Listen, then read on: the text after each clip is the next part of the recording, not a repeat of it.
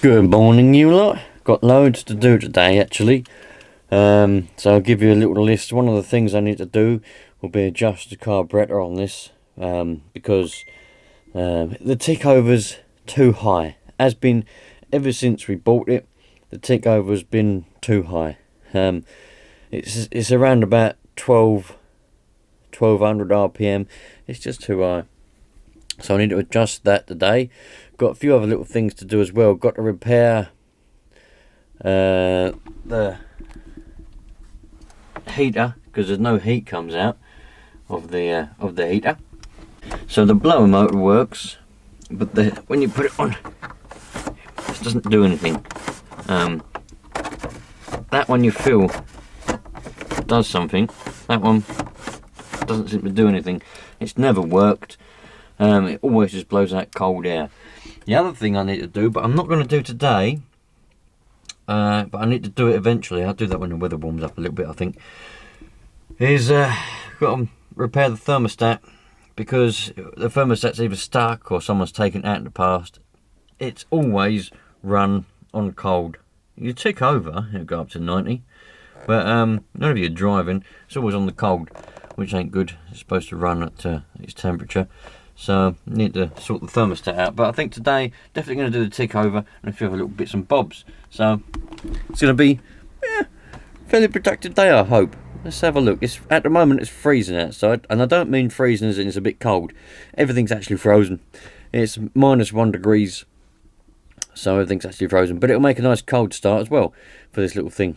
So go and do the tick over screw, then I'll start it up. And then once it warms up, we'll see how it ticks over. I know some of you are probably going to go, well, you shouldn't adjust things until it's warm. No, just shush. Right, I'm going to adjust it, turn it in a bit, because I know the tick over's too high anyway. So I'm going to turn it in a bit, and then start it up and see what happens. Tick over adjustment is all the way down there. Bolt. Put that back on. It's around the back of there. I've had to try and get a spanner around there and try and turn it in a little bit, but we'll see what it's like. That's minor adjustment. I've got to do a few little things, like that fuel pipe there is not quite on all the way. How that stayed on there, I don't know. A few other little things need to be sorted out. Battery tray needs to be sorted out. We'll get there.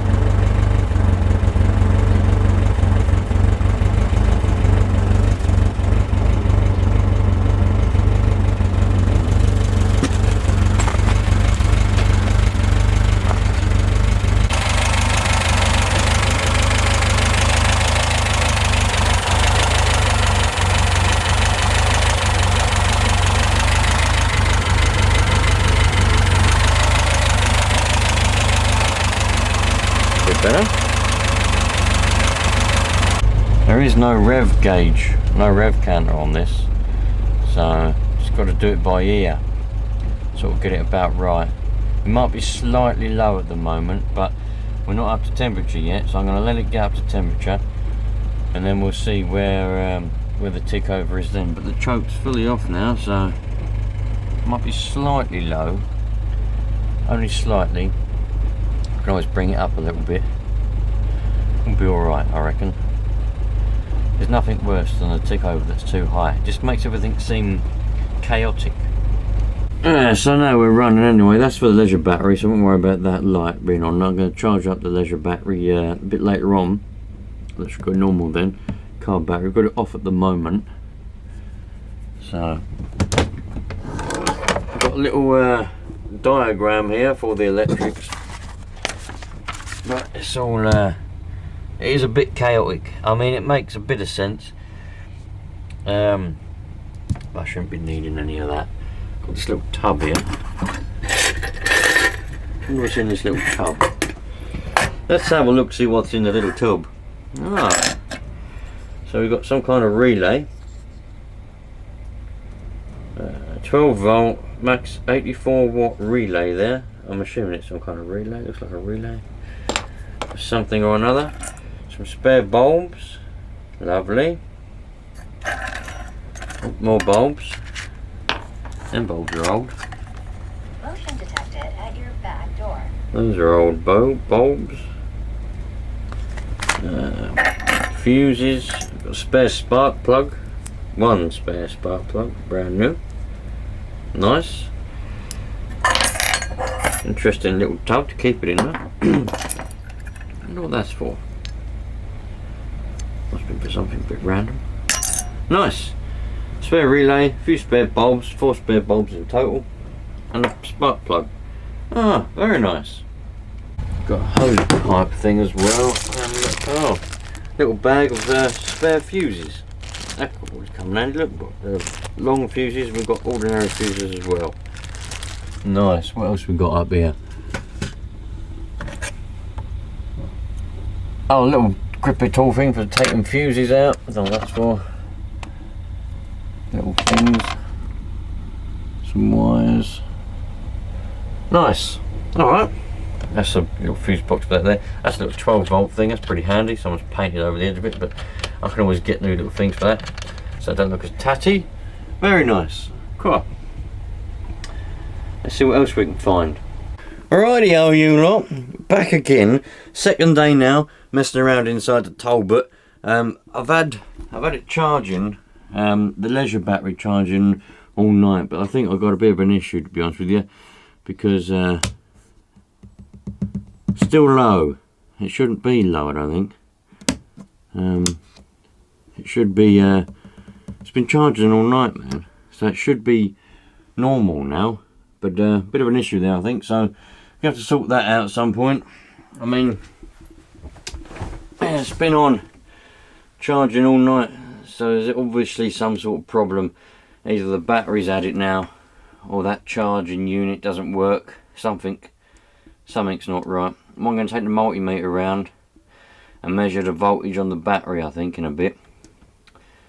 But before I do that, a few other little bits and bobs to do. The fridge should be nice and cold.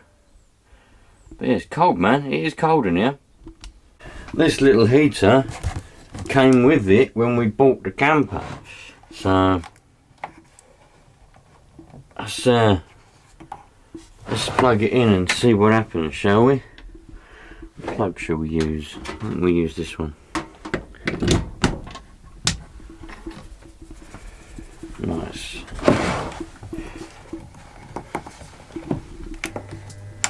Oh, it's on. And we're blowing heat. Wonder if that was ever used in the past. Nice, well, it's on and we're blowing heat anyway. Will that reach down there? No, it won't go on the floor. The wire's not long enough. That's one thing that I don't like about this, and the plan in the future is going to be to have some more sockets, because you've got one socket there and one socket there, but there's no more sockets anywhere to put anything.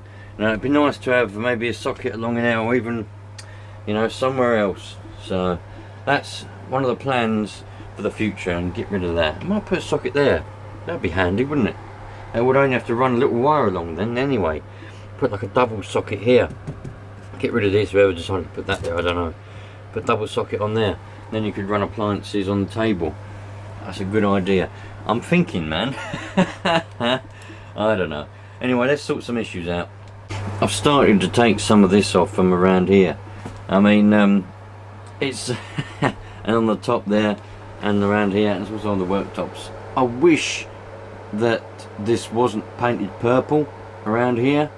You know, there's paint on there, and it's not been masked off and done properly. You know, the people that I bought this from originally, lovely people, but I do get the sense that it was a bit of a rush job doing all of this. I wonder if they panicked and thought that the original, this is original, I do wonder if they thought that this was a bit outdated and they wanted to modernise it in order to sell the camper. But you know, I looked through all this stick-on stuff, and I looked through it all, and it's all gonna go. It wouldn't be too bad if it was done properly, but I mean, look, a bit there where they've not cut it properly and patched it up, and you know. And regarding the paint, all the purple paint all along the cupboards, all along here, all around there, the purple paint is I don't know what to do with it. Obviously I can't sand all of that down back to the original wood now. That's just a massive job and a messy job. I mean it can be done, I can do it, but I'm not looking to spend that much sort of time in that. So I'm gonna have a, you know, me and the missus, me and the wife, we're gonna have a little chat, and we're gonna decide what colour we want to paint it. She might want to keep it this colour, in which case I'll just touch up all the spots where they've you know, where it looks a bit tatty, and replace all of this, touch all the tatty parts up where they've not painted properly, like along the hinges, and you can see where all that, they've not done that properly along there. Touch all of that up in the same colour, but I think sort of like a creamy magnolia colour, something that will almost match along the ceiling. I know that's not magnolia, that's white, but you know what I mean. Or something that will, I don't know yet, but we're going to work it out. We're going to work it out anyway and clean it all up nice. I think I'm definitely going to put a plug there eventually. We've got the TV antenna there. I've got to repair that blind. That blind stuck. That blind won't close. This window leaks, which I discovered yesterday when I was I was thinking whether we were going to keep this wall or not. And I discovered, I put my finger in, and I thought that's a bit soft, and then I pushed it in, and this is soft around here, but over here is rock solid. So it's the very start, this is where it starts, and it goes up to here. So it's the very start of some damp coming from this window. So I've got to take this surround off and have a look at the extent of the damage, and reseal the window, and possibly put a new section of wall in. Don't know yet. I think that's going to be a summer job. I'm probably going to have to take off the surround for the window for now and reseal it temporarily, I think.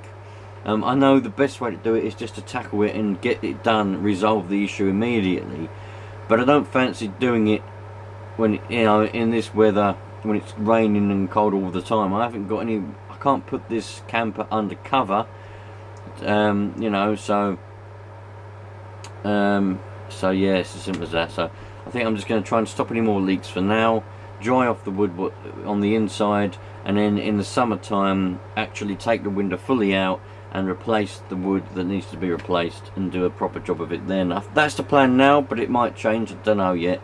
I've got to fix the issue with the leisure battery, and yeah. Oh, this ladder is terrible. I've never liked this ladder right from day one. It's a terrible ladder, and it's led to some trouble. We jabbed it in the ceiling up there and put a bloody hole in the ceiling. It's a terrible ladder. So what I'm going to do is make a wooden one that folds. We don't need a ladder, we can just put a step on there and up we go, or you can even step on the thing and up you go. So we might do away with the ladder altogether, but for character and for fun for the kids, I'm going to make a wooden one that folds up with hinges, and it'll end up being a stack of 3 ladders, and we could stow it underneath the chair there when we're not using it. It'll fit under there, and then when we want to use it, just get it out, unfold it, and the kids can climb up. So that's a plan with that as well. So yeah, man, we got you know, this summer's going to be a long summer of camper van projects. I do worry there might be some damp in that corner, but you know, I'm going to have a look at that at some point. Get rid of that ridiculous fan that someone's put there. It's okay, having a fan there is all well and dandy, but listen to the sound that it makes.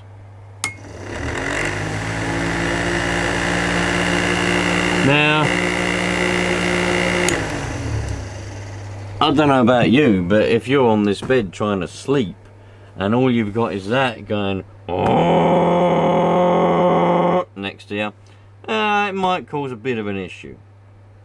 Something else which is long in the pipeline but bugs me a little bit is the previous owner of this camper got these cushions made for the chair, which is also a double bed, but what they done was they got them bigger, so this is fully on, but they made them bigger so they got a bigger bed when they put the bed down. But the trouble is it looks tatty because it doesn't fit in the slot there, but also it's a bit annoying because they don't slot in, they slide around a lot.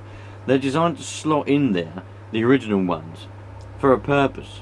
So I think what we'll do in the future, they had these ones professionally made, and they're comfortable and they're nice, but I think what we'll do in the future, for the future of the series of these videos, is either, there's 3 options: get these ones cut down a bit so they slot in there properly and then professionally sewn up.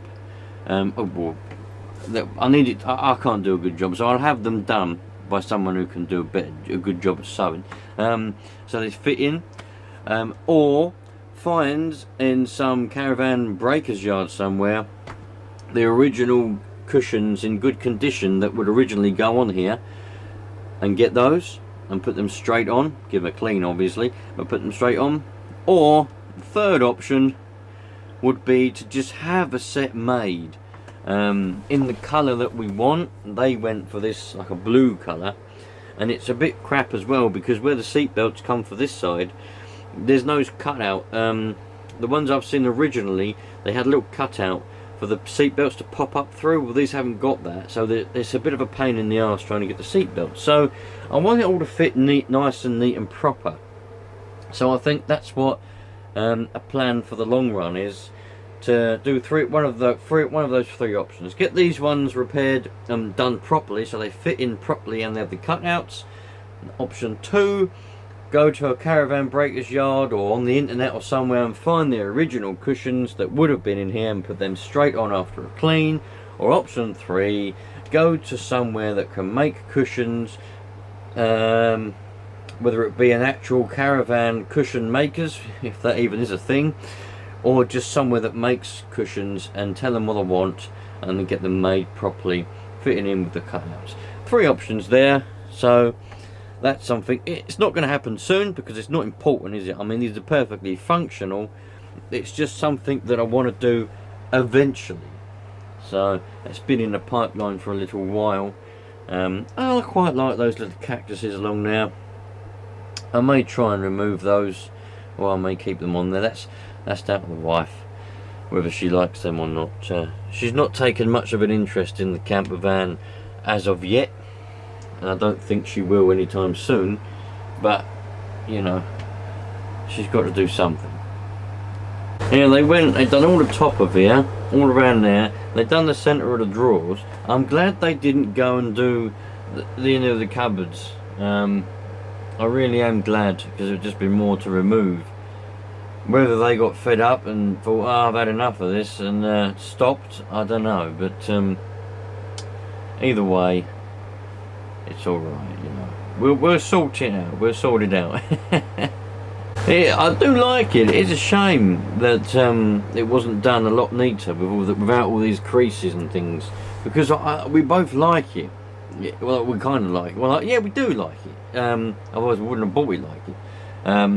But at the end of the day, we want things to be absolutely perfect. So that has got to go. It's things like that I can't work out how anybody.